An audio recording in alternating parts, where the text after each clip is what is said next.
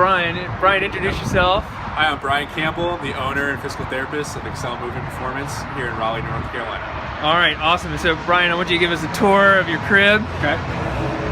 So, you know, this is like the MTV PT tour, right? It is. The cribs.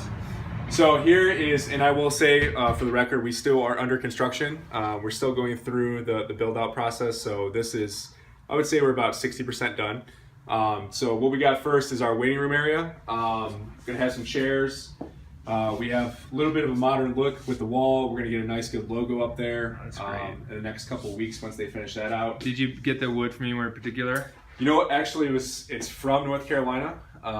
It was from a guy near Greensboro, I think. Just some poplar he had that he kind of does, so we grabbed that to give it more of a natural look, and we haven't changed it in any ways. So that's really awesome. So got that in. But we'll have a little bit of a storefront up here, some merchandise in terms of some of the bands and things that we use and can give to our clients, t-shirts, stuff like that, and then we'll have some informational counters with some of the reports, you know, if people are here for their knee, but if they're, you know, have a friend who has, you know, a shoulder issue, they can say, oh, well, we grabbed this little brochure, you know, like the Paul Go stuff that we went through, you know, so those will be available up there as well. Awesome. So that's the front area. As we go to the back, I guess we'll show this room first. So this is our first client's room. So this is the primary room for seeing clients. It's a little bit of a bigger room. So this is where we'll do our initial evaluations. We'll do treatment here. We have the iStem tools, some dry needling stuff that we do that's pretty popular, that we get good results from. So this is where they'll come first. Awesome. All right, so you do a lot of dry needling and some scraping. Yep, dry needling, some iStem. So those are the two primary. We still get in, but there's still enough room to do some of the joint mobilizations and get in there for some post-ops as well. So awesome. We got that. Awesome. Where's the magic happen? The what? The magic. All the thought. I mean, that would be here in this office, which doesn't look like an office yet. We actually got the counters in the back, so we're going to do some actual some laminate cabinets that are going to go in an L shape. So we'll have our front office on this side of the door. So it gave us a little bit more space since the waiting room's kind of small. But this will also be where our clinicians and some of our coaches will also be able to come in and do their stuff, and we'll get all of our scheduling done in here. Awesome. Is the window going to be left open, or is it going to be like a closed type of thing? We will probably do a glass sliding window at some point, but for the time being, we're going to leave it open. But we're not going to cover it with anything. These other two windows will actually be frosted, so it will be privatized. We might put a logo, but we'll probably just leave it frosted. Awesome. This is another mess, but basically this will be our second treatment room. Okay. A little bit of a smaller room, but also gives us some opportunity for when we have another clinician, or if we bring in a massage therapist, this will be a room that they can use. What is this, about 8 by 10-ish? It's hard to capture on the camera here. Yeah. Yeah, so it fits pretty much one table. You gotta, you know, I'm looking for a modified table a little bit shorter, just so that, you know, it's still big enough for a bigger guy, but the therapist or clinician can still manipulate around the room and get to what they need to do. Awesome. So what we have or will be bringing in that'll be a little bit different is we're actually going to bring in a cryotherapy sauna unit. That's where that will go in this corner. So we have it built out for the space. Once that comes in, have a little bit of a changing room right here. Awesome. So that the clients that'll be coming in, they can come in here, change, get into the cryotherapy sauna for their 1 to 3 minutes, come back out, and the changing room will be right there. So that's a little bit of the recovery service that we're going to start providing, as well as the physical therapy and rehab. Awesome. And then the other big thing that we'll be doing is more of the performance side. That will be back here. Oh, this is gonna be great. In our soon-to-be warehouse. Awesome. So we'll have this turfed out. We have the matting over there. We'll be putting up an actual CrossFit style rig, and with plates, kettlebells, bumpers. We'll have a little bit of a turf strip coming down here for some functional capacity training, as well as when we do seminars, when we do some of our mobility and recovery classes, we still have this turfed out area, so it's a little bit more comfortable than being on the mats. You know, we don't specifically, but we work a lot with athletes, a lot of CrossFitters right now, so we wanted to gear it towards that type of population. As well as we'd be able to do some of our classes that we want to do in terms of some models of, you know, some of the post-ops, the ACLs, the shoulders, you know, the ones that have run out of insurance or have been graduated but still don't know how to get back into the gym setting or performance setting.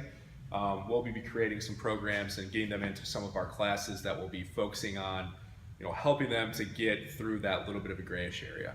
So that they're comfortable and confident going back into their sport. Awesome, awesome.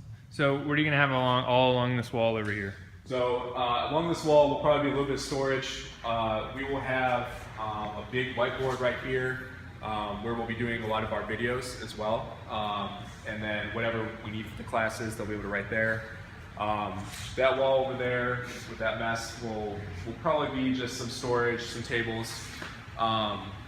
And then, like I said, on this side, we'll have primarily the CrossFit style rigging with a couple of squat racks and some gymnastics type stations as well. What are these big things right here?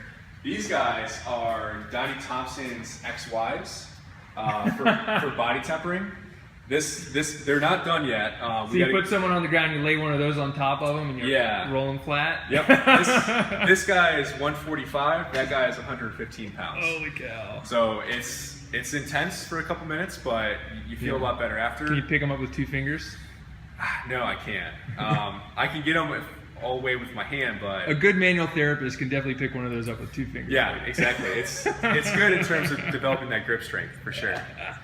But yeah, there's that newer technique Donnie Thompson comes out with, the body tempering. So tell me about it. I haven't heard of it. So what his theory is that with the increased pressure versus a foam roller, we'd be able to get a little bit more of that tissue plasticity. Mm-hmm. So he is a power lifter, so he designed these for power lifters.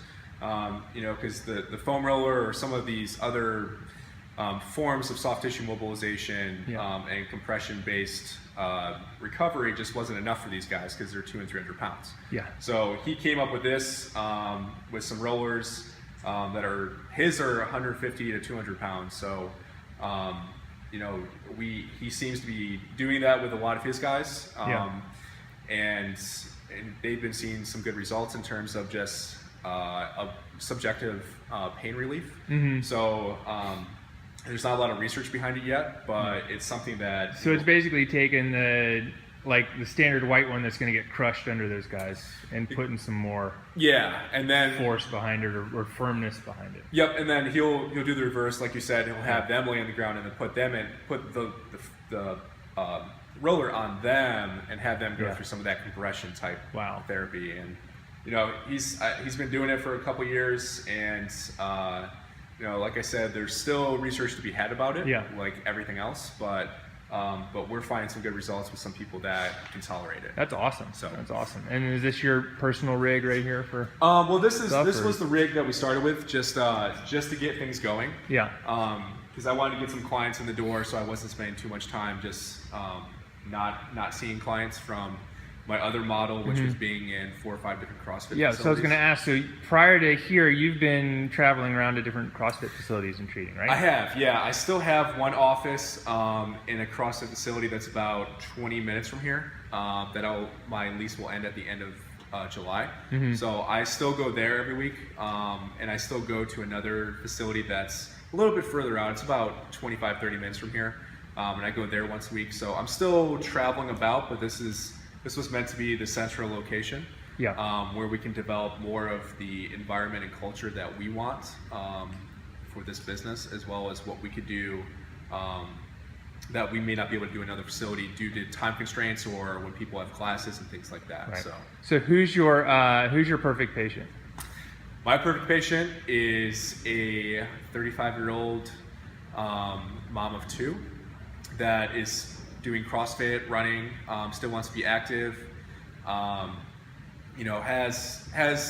a little bit of dispensable income, but is very motivated to get better. She was probably a college athlete, or at least a high school athlete, but her group of friends is very into fitness, so she wants to make sure she keeps up with them. She may have had a shoulder injury, especially if she's doing CrossFit, so she doesn't want that to hold her back from her social circle, as well as she's still competitive. She still does local competitions, so she's motivated. She understands what she needs to do, and she's willing to put in the work. And that's would be my perfect patient. Awesome. What's her name? Her name, we'll call her Maria. Okay. try not to pick one of the clients I actually have. Right. That's awesome. So, just a few minutes. Talk to me. Like, how'd you get to this point? Like, so this is what, 1,800 square feet? This is 2,000 square feet. Yep. So you went from nothing to a few facilities. Like, so just tell me a few minutes about how that process, and like why you didn't start with this, and how'd you get here? So, I started with a couple of gyms to make sure this business was a viable option, especially with the cash-based. And I was seeing the volume of clients that I knew that I'd be able to sustain at one central location. I went the mobile route first because of the lower overhead. Which is why I started that way, because I knew that something like this wasn't going to happen right off the bat. But once it got to the point where the traveling became more of an issue and was more of a hindrance to the finances, I knew I was at a point where I could get into a facility like this and grow with it. The reason I went with a bigger facility versus just something that was a smaller space was the 3 different different revenue streams that I could generate from a facility like this, with the rehabilitation, with the recovery services, with some of the classes, and they all complement one another. So people that are coming in for recovery or coming in for a class, will see the things we do for rehab, and would hopefully convert to a rehab patient, and vice versa. If we have some rehab clients that may not necessarily want to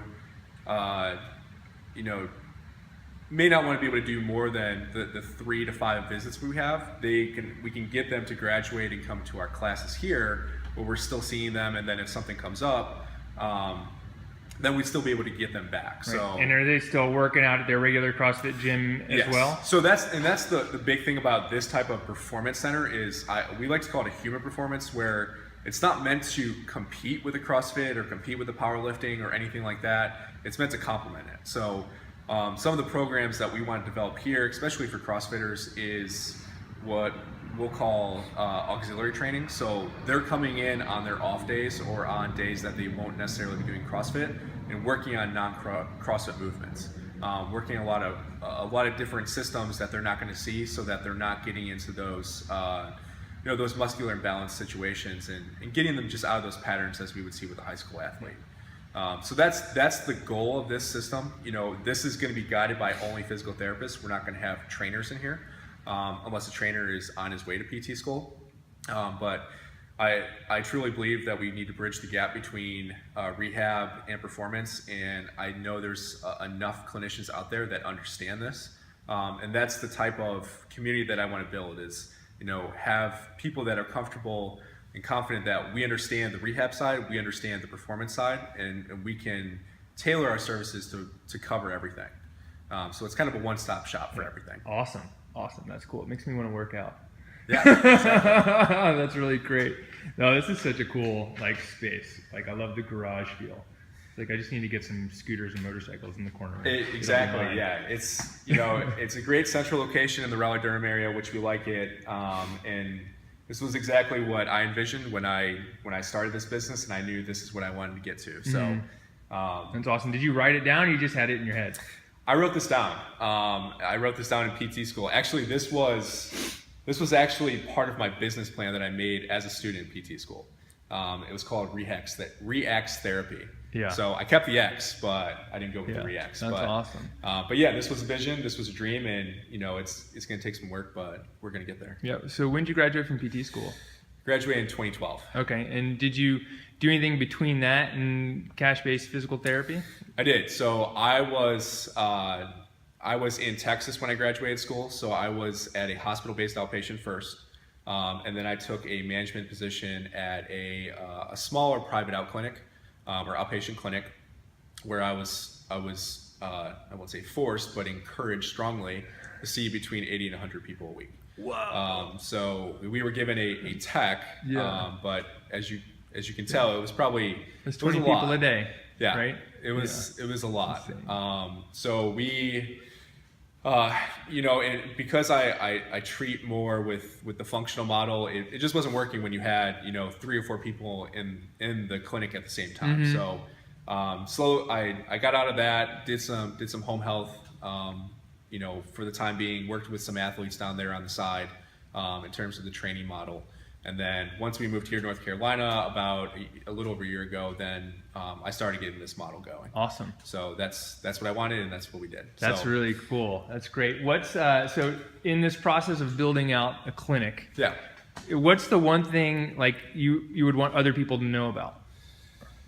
The biggest thing is the biggest issue I've had is just the little things.